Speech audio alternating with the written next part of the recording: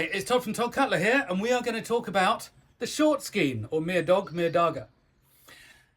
This is a classic Irish fighting knife, really formidable Irish fighting knife, 15th, 16th, 17th century.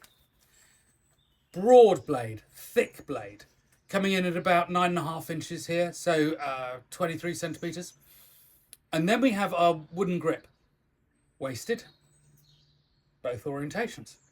Heavily carved, really interestingly carved with this sort of saltaire cross. It's almost Scottish saltaire on it.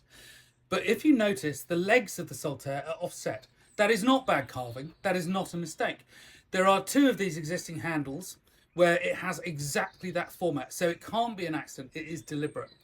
But again, the cross is then bordered with a bit of decoration top and bottom. And then really notably, of course, these rings, these formed metal rings. On the original pieces, they were in brass plated iron. This one is solid brass.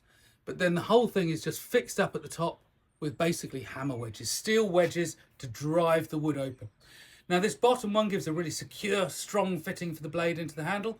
And the top one, it just gives it a way of not cracking, holding the whole thing together. But it's just really unusual. Everything about this knife, just like the long skean, is just unusual. And that makes it, for me, as a maker, as somebody who's interested in these sort of weapons, absolutely fascinating.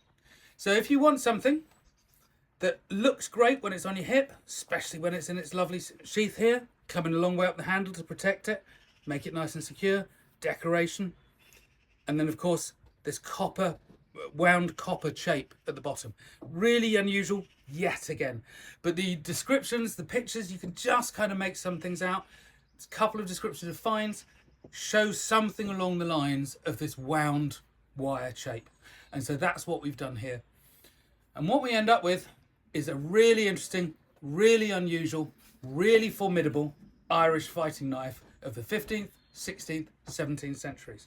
But not only that, there is a written description about them importing Irish knives into England in 1526. So there's also the possibility that men around town in Liverpool, in London, in Bristol were wearing knives like this. But anyway, I hope you've enjoyed it, and I'll see you again.